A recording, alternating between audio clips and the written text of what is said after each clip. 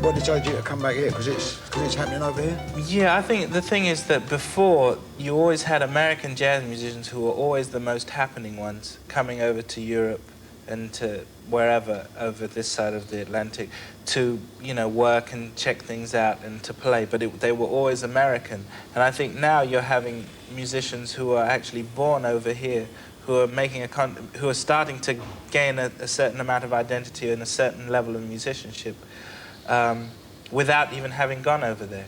You know, and then the benefit of going over there and playing and interacting with those musicians makes them even better. So I think the scene that's growing out of this country is more powerful than it's ever been. Jazz is just moving that way, where more people realize it's not this foreign entity. It is something that people can relate to, even though it's very high art as well.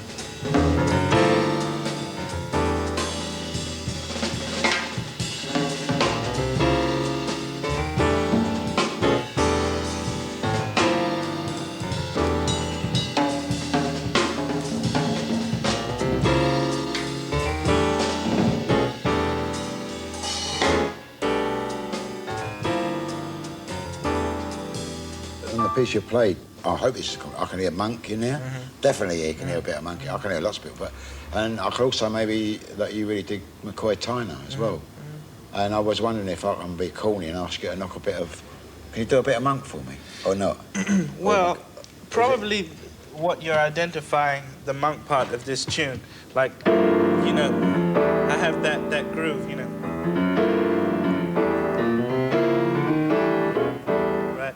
So when I go to the melody, you know, I play,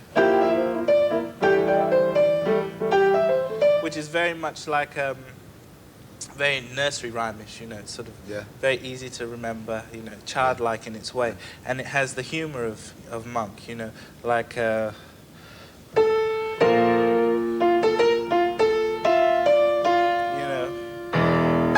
know, like when you hear something like that, you think, God, it twists your ear a bit, so you know.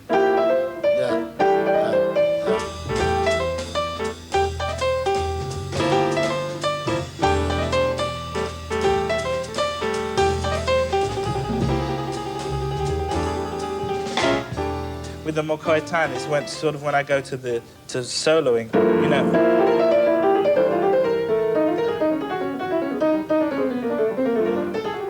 You know, I'll use certain things that he may imply in his soloing too. Herbie Hancock is in there somewhere, or in you somewhere. Yes. And also, I believe you said Miles Davis was. And those two are, you know, the giants of jazz. You know, Miles has just passed, and you know we all feel that deeply. But you know, in the timing and the space of phrasing, when I'm soloing, you know, I have reminiscences of Miles and Herbie Hancock. And Show me a bit of Herbie, spatial. Yeah, I mean, I could start my solo off like, say,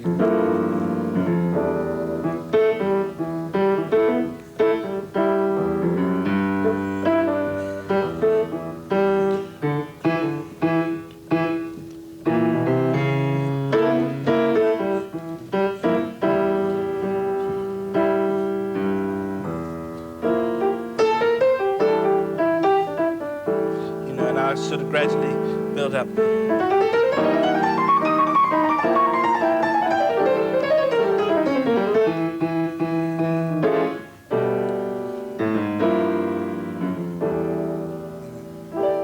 know, sort of a certain amount of pacing, you know, I feel is the real mastery of Herbie, the way he can twist harmonies as well and move things around. So that is definitely one of my influences when I'm soloing, you know. And it just has to do with a combination of all of those influences.